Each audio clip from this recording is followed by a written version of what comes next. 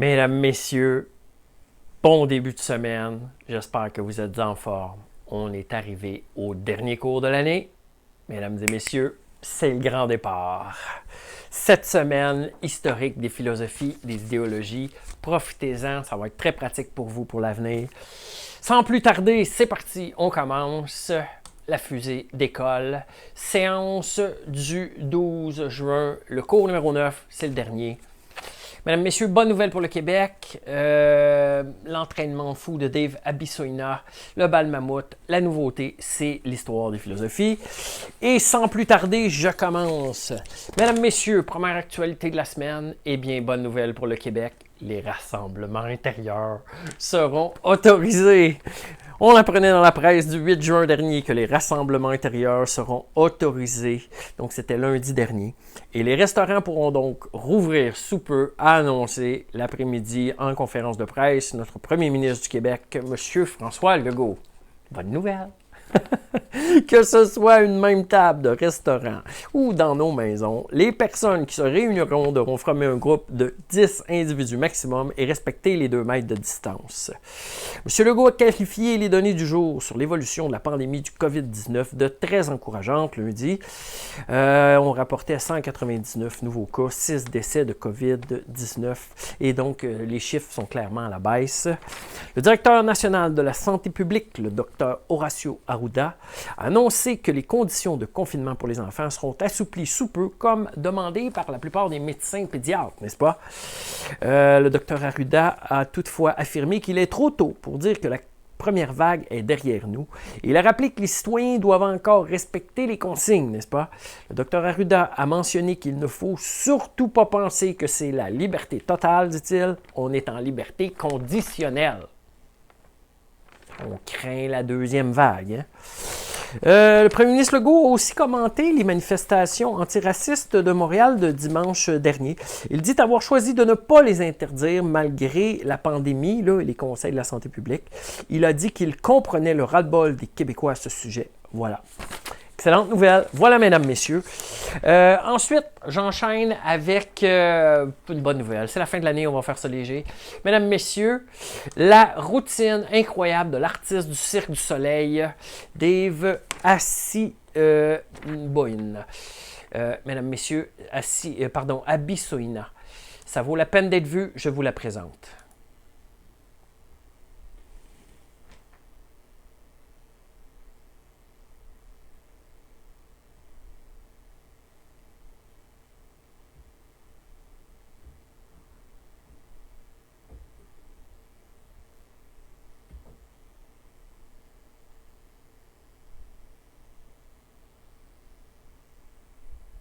Ouf. Ouf. Ouf.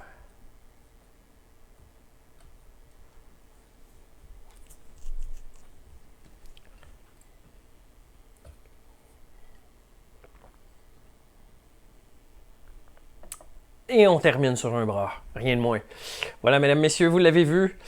Et Dave Abissoina, artiste du Cirque du Soleil, on en parlait récemment. Et nous qui pensaient qu'on était en forme. Ish. Voilà pour ça. Et je termine les actualités, le fun, avec le bal mammouth pour les finissants du secondaire. C'est ce qu'annonçait Radio-Canada. Je le sais que ça a été dit le 28 avril, tout ça. Mais puisque c'est vendredi prochain, j'en parle. Télé-Québec diffusera le bal mammouth pour les finissants et les finissantes du secondaire 5 cette année au Québec. Alors que le traditionnel bal de fin d'année, nous dit Radio-Canada, a été annulé ou reporté dans plusieurs écoles du Québec, la station de télévision Télé-Québec propose une initiative qui ravira sans doute plusieurs jeunes. Le diffuseur public organise donc un grand rassemblement virtuel. Ça sera vendredi le 19 juin pour les élèves du 5e secondaire en direct sur Télé-Québec ainsi que sur les réseaux sociaux. Le bal mammouth sera animé par Sarah-Jeanne Labrosse et Pierre-Luc Funk. Mettra en lumière les parcours des beaux moments des élèves du 5e secondaire 2020. C'est ce que mentionnait Télé-Québec dans son communiqué de presse. Les finissants, les finissantes ont été invités au cours des dernières semaines à faire part de leur préférence pour cette soirée très spéciale à travers des sondages sur les réseaux sociaux. L'équipe de Mammouth a d'ailleurs parti le bal en leur demandant quelle personnalité ils ou elles aimeraient voir lors de cette soirée.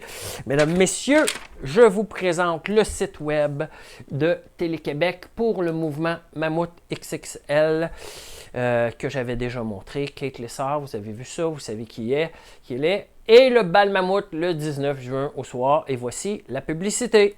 Es-tu prêt pour avoir un party extra large? Vendredi 19 juin, commence à 19h30, Instagram pour un avant-bal monumental avec Mathieu Pour. À 20h, à la télé et sur le web, c'est ton bal Mammouth extra large avec tout ce beau monde. À 21h, la fête continue sur Instagram pour un après-bal colossal. Le vendredi 19 juin dès 19h30, c'est la soirée de ton bal Mammouth extra large. Ton party va passer à l'histoire. Et voilà, Télé-Québec qui fait sa part. Voilà. Donc, mesdames, messieurs, sans plus tarder, j'enchaîne avec la suite. Cette semaine, je vous fais un petit historique des philosophies et des courants de pensée idéologiques. D'habitude, ce sont les élèves qui le lisaient en classe, mais puisqu'on n'a pas le choix, pandémie oblige, ben, je vais le lire moi-même. Désolé si c'est pas super intéressant, mais bon, j'essaie de faire de mon mieux. C'est un excellent résumé. Également, le travail, ça sera de choisir soit un personnage historique d'une grande religion ou d'une grande philosophie ou idéologie, quelqu'un de célèbre, et d'en faire une biographie que vous montez en PowerPoint, en présentation, le diapo. Les consignes sont toutes là, c'est très très clair. Vous avez qu'à suivre. Et je vais même vous faire une autre petite vidéo avec ma propre présentation pour l'historique des philosophies, des idéologies, puisqu'on était rendu à cette partie-là. On avait bien entamé les religions et donc on est rendu là. Mesdames, Messieurs, système organisé de pensée, philosophie et idéologie, je commence. Les êtres humains se posent beaucoup de questions sur leur destin, n'est-ce pas? D'où venons-nous? Où allons-nous? Comment le monde a-t-il été créé? Sommes-nous seuls dans l'univers? Les religions ont apporté leurs réponses, mais elles ne sont pas les seules. Les philosophes, eux aussi, ont réfléchi à ces mêmes questions et ont tenté d'y trouver des réponses.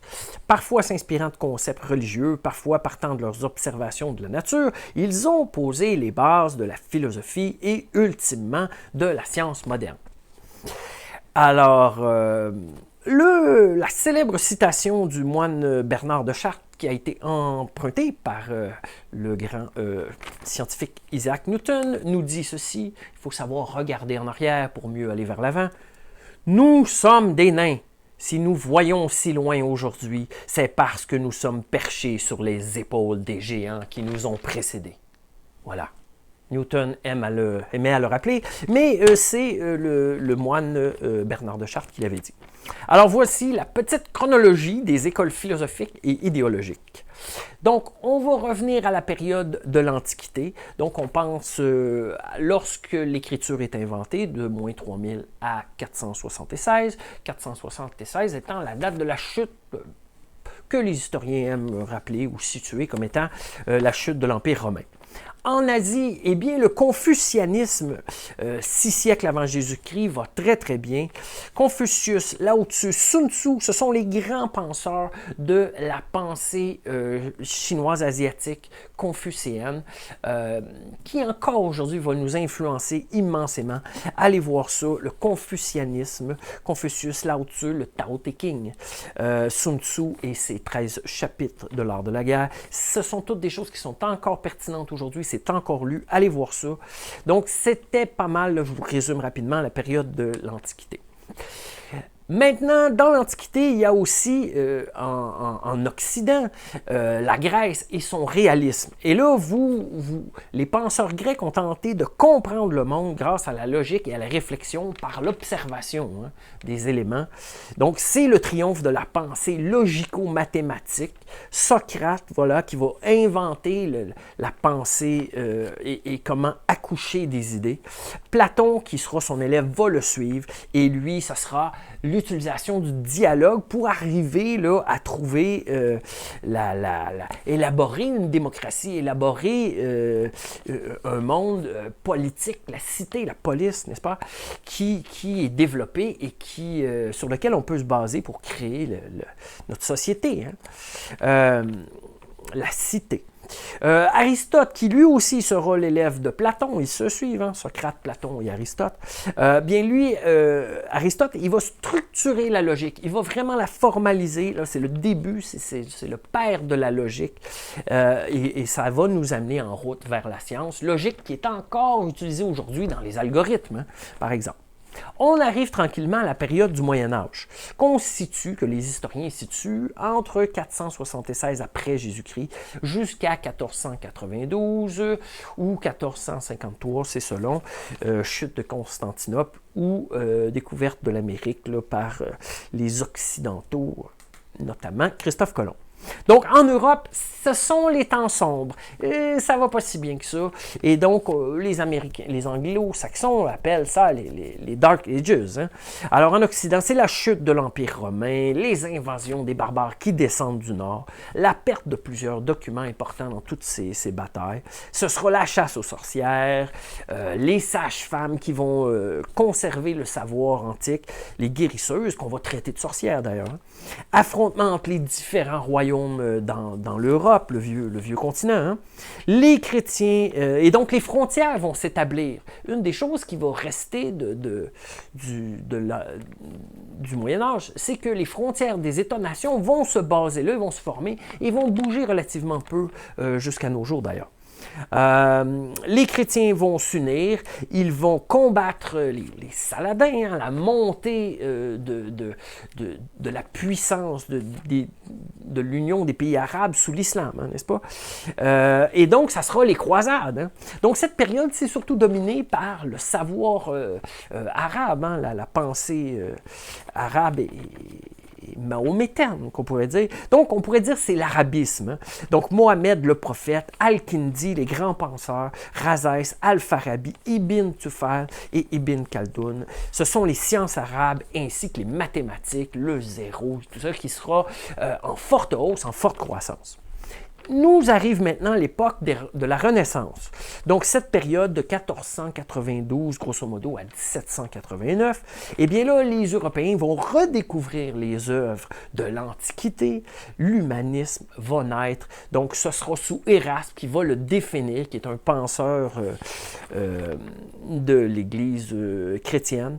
Léonard de Vinci, Machiavel, Thomas More, ce sera, et son utopisme, la recherche de la vérité pour aider l'humain, c'est ça, l'humanisme. Ça va fortement avancer. Et aujourd'hui, on a des humanistes qui sont issus de cette pensée. Martin Luther King dans les années 60, Rosa Parks, Malcolm X, James Ward, Gandhi, Nelson Mandela en Afrique du Sud, Rigoberta Menchú au Guatemala, il n'y a pas si longtemps. Dans cette période aussi, va se développer plus en Angleterre, plus au nord, l'empirisme. Alors là, on veut atteindre la connaissance en prenant la mesure des faits. Donc, on va maintenant, avec nos nouveaux outils technologiques, on va mesurer les faits, puis on va tenter de trouver les réponses avec ça. Donc, David Hume sera un de ces grands penseurs, John Locke, Francis Bacon, ce sont les gens qui vont fonder l'empirisme. Sera suivi de la période du rationalisme, qui est comme une évolution du réalisme de la période antique. Donc le rationalisme, c'est un mouvement du siècle des Lumières, c'est intrinsèquement lié au 17-18e siècle, où là, on va remettre en question la religion pour aller vers une pensée de plus en plus scientifique à l'aide des instruments technologiques. Donc c'est la pensée rationnelle et méthodique, le système cartésien de Descartes, l'élaboration de la méthode scientifique. Les grands penseurs seront Descartes, Newton, Franklin, Benjamin, et Darwin, Kant, l'immense penseur Kant, le discours de la méthode, etc. Foucault et le grand Voltaire en France, évidemment, François-Marie Arouet. Va nous venir après le transcendantalisme, peut-être plus anglo-saxon, le naturalisme américain, toujours dans la période de la Renaissance, quête de l'indépendance et des individus face au divin. Donc, c'est la réaction anglo-saxonne au siècle des Lumières. Et donc, les grands penseurs seront américains beaucoup. Ralph Waldo Emerson, vous aimez la liberté, vous aimez l'autodétermination, allez voir, allez lire Emerson, accrochez votre wagon à une étoile. C'est ce que disait Emerson, que j'aime bien d'ailleurs. Baruch Spinoza, de l'éthique, c'est grandiose. Baruch Spinoza, l'éthique, en faisant très attention de ne pas provoquer les gens avec la religion, mais en écrivant quand même cet ouvrage phare, extrêmement bien fait. Allez le lire, c'est fondamental. Baruch Spinoza. Henry David Thoreau qui va lui écrire la désobéissance civile, le traité de la désobéissance civile. Qu'est-ce que ça signifie lorsque l'État abuse? Donc, allez lire Henry David Thoreau. C'est un penseur américain du temps de l'indépendance américaine. Nous arrive maintenant l'époque moderne, 1750, 1920, la première période de l'industrialisation est pas mal la démarcation. Et là, ça sera l'industrialisation. Donc, à l'aide de machines à vapeur puis d'électricité, là, les usines de production vont pousser les humains à devenir de plus en plus, à habiter la ville. Donc, c'est l'urbanisation. Et les travailleurs nombreux vont s'organiser face à des propriétaires d'usines qui vont évidemment au début abuser d'eux. Donc, ça sera la montée du pouvoir de la bourgeoisie face aux anciennes royautés, n'est-ce pas? Parce qu'ils ramassent le capital, n'est-ce pas? Hein? L'argent. Donc, et la descente du pouvoir des aristocrates et des têtes couronnées. On se doute bien qu'il y aura l'époque des révolutions et qu'on va couper des têtes. Bref, révolution allemande, révolution anglaise, américaine, française, italienne, russe, etc. C'est la naissance de la démocratie moderne, n'est-ce pas? Une personne, un vote, le suffrage universel, pouvoir au peuple, pour le peuple, par le peuple, etc. Il y aura donc là-dedans le matérialisme dialectique. Hein? C'est l'idée que les travailleurs doivent s'unir et combattre les propriétaires, les travailleurs, le prolétariat contre les capitalistes, les propriétaires des moyens de production. C'est ça, ce dialectisme, si je puis dire. Donc, ils vont tenter de s'unir. Donc, à travers le socialisme, n'est-ce pas? Plus radicalement, le marxisme, Marx qui va définir qu'est-ce que c'est que le capitalisme, et le communisme, on va l'appliquer, notamment en URSS, l'ancienne Russie, qui est redevenue la Russie aujourd'hui. Bon, les grands penseurs seront Engels, Marx, Hegel, Proudhon en France, Lénine en Russie, Trotsky en Russie, Staline, Che Guevara en Amérique du Sud, Castro, Allende, Mao en Asie, en Chine, Ho Chi Minh au Vietnam et Khrouchtchev dans les années 60, 50, 60 en Union soviétique. À travers tout ça, il y a une espèce d'utopisme qui revient de l'époque précédente. Donc l'utopisme, on rappelle que c'est Thomas More qui dit « Voici comment le monde parfait pourrait être, on va le définir reprenant les idées de Platon dans la République, n'est-ce pas? » Donc l'utopisme, oui, un monde parfait imaginé. Dans ces nouvelles façons de gérer le monde, il y aura l'autoritarisme, des chefs politiques régnant de plus en plus par la force ou la dictature. Donc, Ceausescu, Kadhafi, tout ça, vous avez ce symbole de l'autoritarisme. Les différents nationalistes se définir par l'attachement à la nation, c'est le nationalisme. Au Québec, on a eu René Lévesque. Au Canada, MacDonald, Napoléon en France, Bolivar, en Amérique du Sud, Bismarck chez les Anglais, Tecumseh dans les nations amérindiennes, Garibaldi en Italie et Alexandre Ier en Macédoine et en Grèce, Cromwell en Angleterre, Iqbal, Nasser en Égypte, Lumumba au Congo, si je me rappelle bien, Arafat en Palestine, Poutine actuellement en Russie, Narendra Modi en Inde, c'est ce qu'il fait, et Toussaint Louverture en Haïti. À travers tout ça, on a le fascisme. Le fascisme, c'est un faisceau. Vous irez voir la symbolique du faisceau. Donc, c'est le nationalisme autoritaire, moins la démocratie. Donc, un faisceau directeur pour un idéal populaire. Là. Alors, Franco, Mussolini, Hitler et Salgado, ce sont les gens qui sont les principaux acteurs de ce type de gestion. Le totalitarisme, hein, le pouvoir d'un individu ou d'un petit groupe par l'interdiction de la liberté de pensée ou d'expression, les libertés civiles contrôlées, le contrôle des médias, la force armée, la propagande, la perte de la vie privée, la peur, la surveillance, l'intimidation, la délation populaire, ainsi que le recul, la disparition des droits civils, n'est-ce pas? Donc, vraiment, là-dedans, je pense que je n'ai pas besoin de chercher loin. Vous le savez, Hitler, Staline, Kim Il-sung, Kim Jong-un, Kim Jong-il, Mao, les auteurs qui en ont parlé, qui l'ont illustré. Orwell, George Orwell, Aldous Huxley, Meilleur des mondes, Ray Bradbury, Fahrenheit 451, allez lire ça. Et Margaret Atwood, la Canadienne, hein? Vous savez, la servante écarlate. Ensuite, nous vient l'utilitarisme, donc d'Angleterre, agir pour maximiser utilement le bien-être. Et là, on parle de Jeremy Bentham, de John Stuart Mill. Allez voir ça. De ça va naître le capitalisme, hein, cette main invisible pour réglementer le marché économique. On parle de la main invisible d'Adam Smith, grand penseur. Keynes, le keynésianisme et les règles de l'économie moderne. Allez voir ça. Keynes, et de Tocqueville, Jean-Jacques Rousseau, Voltaire en sont les penseurs, Montesquieu définissent les rôles des humains dans cette nouvelle société industrielle, capitaliste et nouvellement démocratique. Hein. Alors, le libéralisme va prendre son envol. Au départ, c'est les libertés individuelles défendues dans le Nouveau Monde, démocratique, capitaliste. John Locke, qui serait pas mal la personne qui l'illustre. Ensuite de ça, en réaction à ça, le romantisme à l'anglaise, n'est-ce pas? Le romantisme, au 18e siècle et en réaction aux très dures lois du marché économique, capitaliste et industriel, c'était malpropre, les gens vivaient dans des conditions terribles. Alors vous avez le grand penseur Goethe, hein, le poète de l'Allemagne, vous avez Lord Byron, Walter Scott, William Blake, Goyard en Espagne, Chateaubriand, Delacroix chez les Français, Madame George Sand, Victor Hugo, penseur socialiste, Alfred de Musset, Stendhal et plusieurs autres en France, le socialisme, la pensée de l'humain. Bon. Tout ne s'explique pas par la froide raison, il y a aussi la passion. Donc le romantisme du 18e siècle, énormément en réaction à tous ces mouvements économistes de révolution industrielle, le libéralisme, l'utilitarisme, etc. On arrive à l'époque contemporaine, donc de 1920-50 à aujourd'hui, donc l'époque de la deuxième révolution industrielle, la deuxième phase d'industrialisation.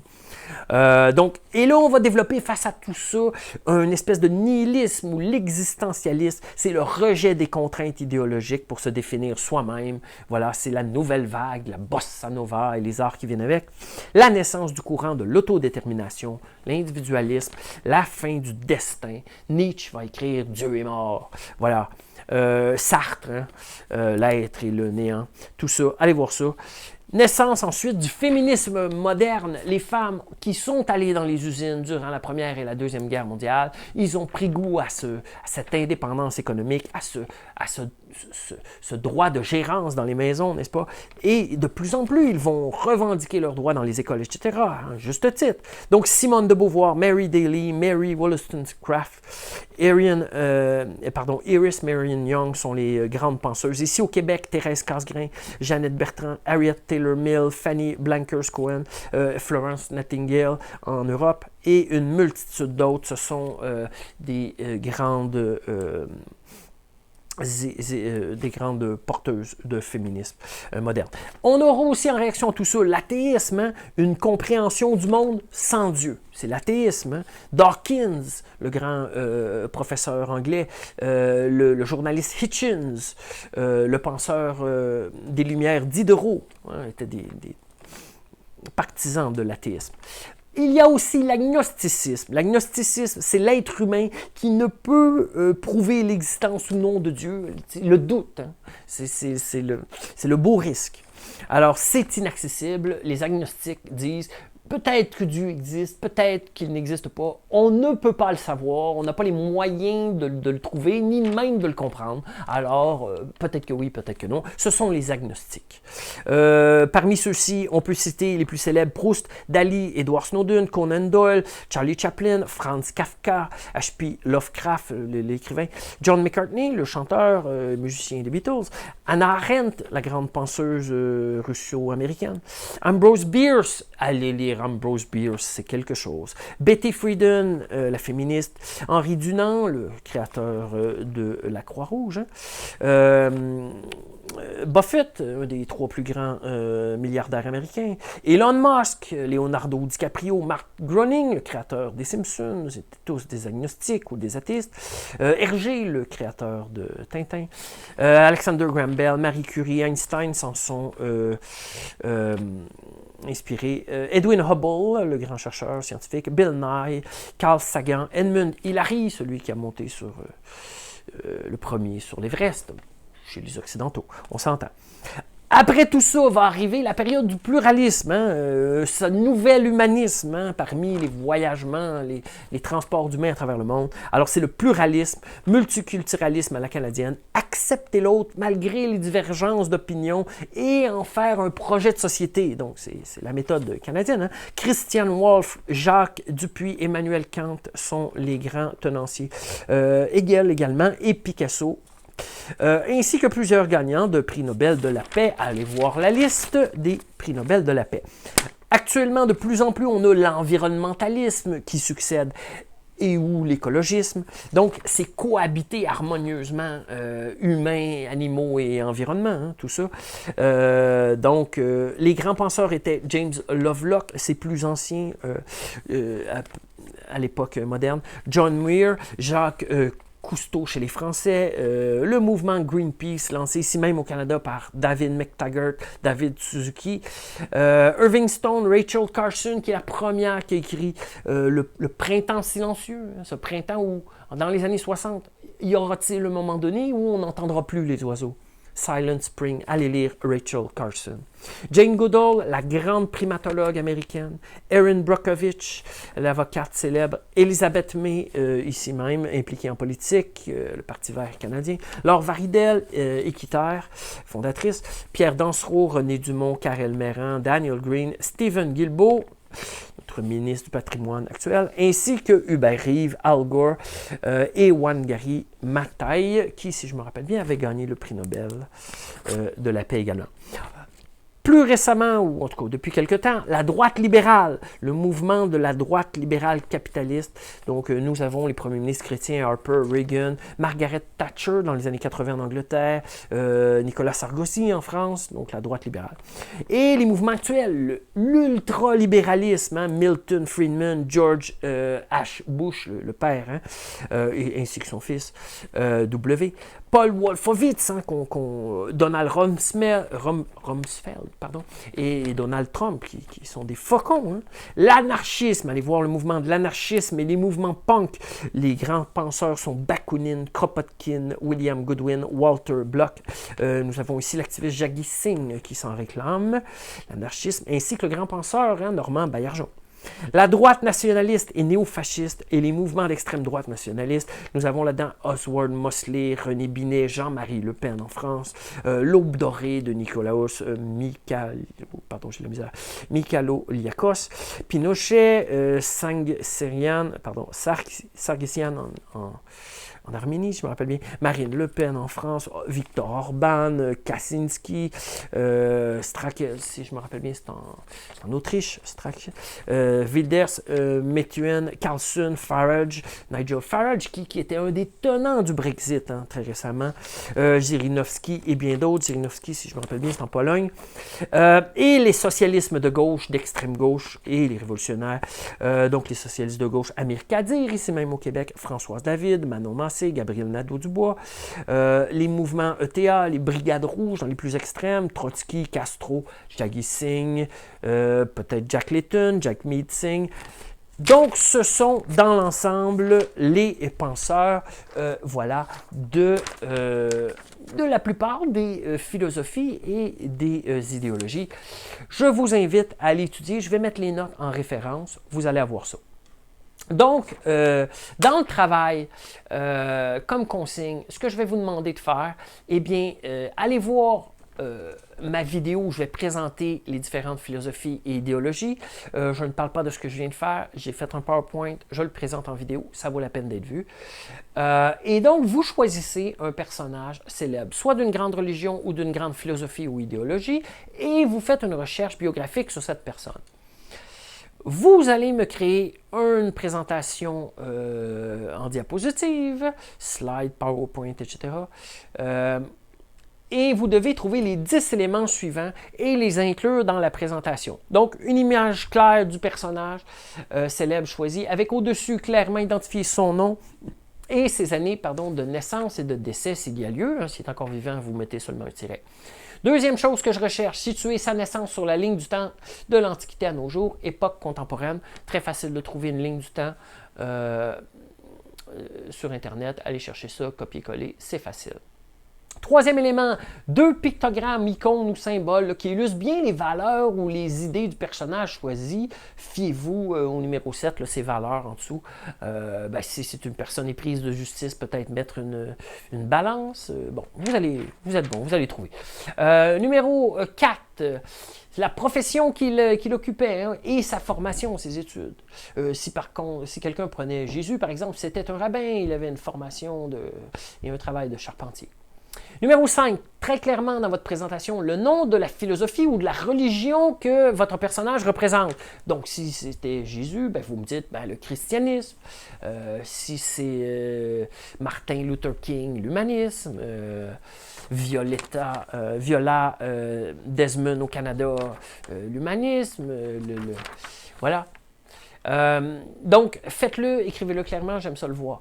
Numéro 6, ça doit contenir une idée maîtresse de ce personnage et célèbre pour avoir dit. Il y en a qui m'en mettent un ou deux, mais je vous encourage à en mettre une clairement. Je vous en mettre deux, faites-le. Par exemple, Einstein est célèbre pour avoir énoncé dans sa théorie de la relativité restreinte E égale mc2. Voilà. Septièmement, dans votre présentation, mettez-moi 1 à 3 citations importantes. Exemple, elle a dit « Nul ne peut vous rabaisser sans votre propre consentement. » Méditez celle-là. C'était Eleanor Roosevelt, mariée au président Roosevelt américain. Question bonus, trouvez son nom de famille. Son nom de jeune fille. Numéro 8, mettez les valeurs que la personne avait à cœur. Exemple, Einstein, fervent défenseur de l'éducation, de la science, de l'effort, de la vérité, de la démocratie, de la justice et des droits de la personne. Numéro 9, votre présentation doit contenir les influences, celles qui l'ont influencé, n'est-ce pas? Quelles sont les personnes qui l'ont influencé, quels sont les gens qui l'ont influencé, ainsi que ceux que la personne a influencé après lui. Si vous me dites Martin Luther King, eh bien, Gandhi l'a influencé. Si vous me dites Mandela également, même chose. Peu importe. Numéro 10, citez vos sources et vos références à la fin de votre PowerPoint. J'aimerais ça juste une liste. Et merci, bonjour. Vous téléversez ça dans mon Google Slide. C'est très gentil. Bon travail.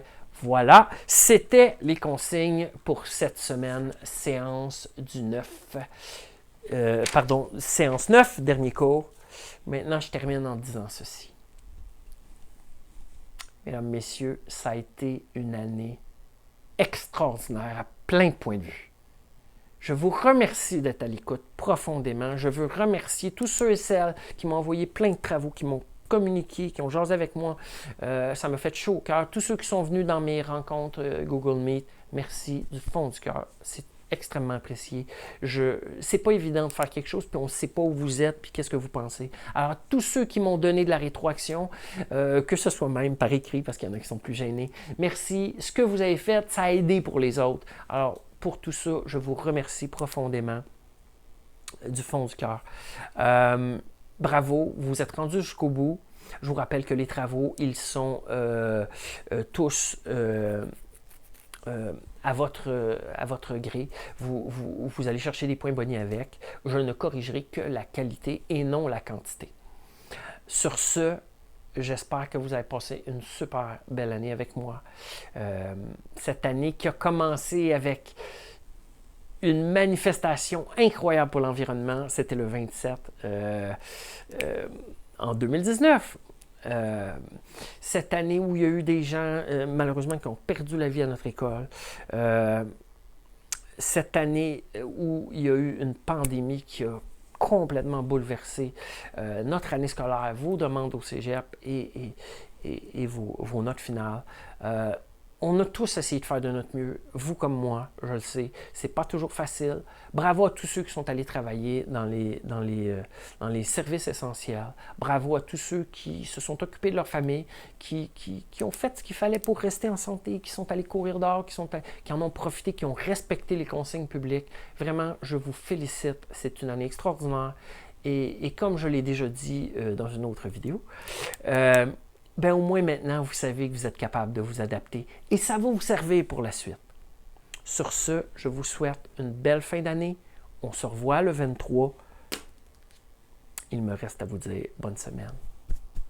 Au plaisir. C'est ça l'affaire, mes amis. Au revoir.